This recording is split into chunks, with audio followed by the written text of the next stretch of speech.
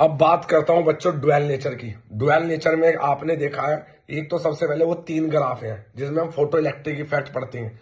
Photo electric effect में क्या होता है, हम लाइट गिराते हैं मेटल के सरफेस में, उसमें से इलेक्ट्रॉन निकलते हैं।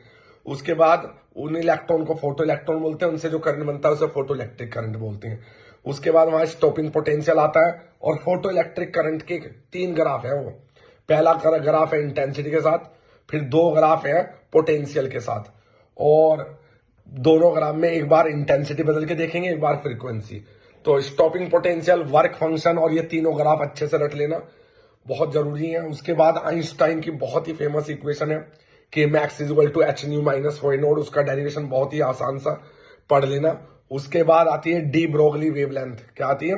डी ब्रोगली वेवलेंथ, जिसका डेरिवेशन है lambda is equal to H upon M V, या एच अपॉन पी भी कह सकते हो। फिर वहां से मैंने डी ब्रोगली वेवलेंथ के 4 फॉर्मूले लिखवाए थे आपको, H upon P, H upon M V, H upon under root 2 M K, H upon under root 2 M Q V. ठीक है, इसके साथ साथ आपको आइंस्टाइन इक्वेशन का एक्सपेरिमेंटल वेरिफिकेशन का ग्राफ वो पढ़ लेना। ठीक है, इतना सा चैप्टर है ये। उम्मीद है कि इसका क्वेश्चन तुम बिल्कुल सही करके आओगे।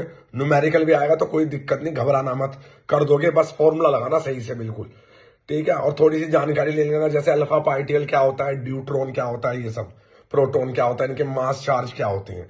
इसके बाद हम बात करते हैं यूनिट 5th की। यूनिट 5th में एक तो स्पेक्ट्रम याद करके जाना तुमने, जिसमें 7 वेव होती हैं, जैसे radio wave, microwave, gamma ray, X rays, visible light, ये अच्छे से याद करना। अल्ट्रा वायलेट रेडिएशन, इनमें सबकी फ्रीक्वेंसी रेंज, सबकी वेवलेंथ रेंज अच्छे से याद करना और दिमाग से आंसर देना।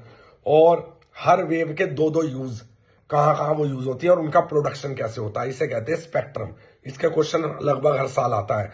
एक इस चैप्टर में टॉपिक है डिस्प्लेसमेंट करंट, और एक इस चैप्टर में जबरदस्त टॉपिक है प्रोडक्शन ऑफ इलेक्ट्रोमैग्नेटिक वेव, जिसमें बटरफ्लाई जैसा डायग्राम बन रखा है।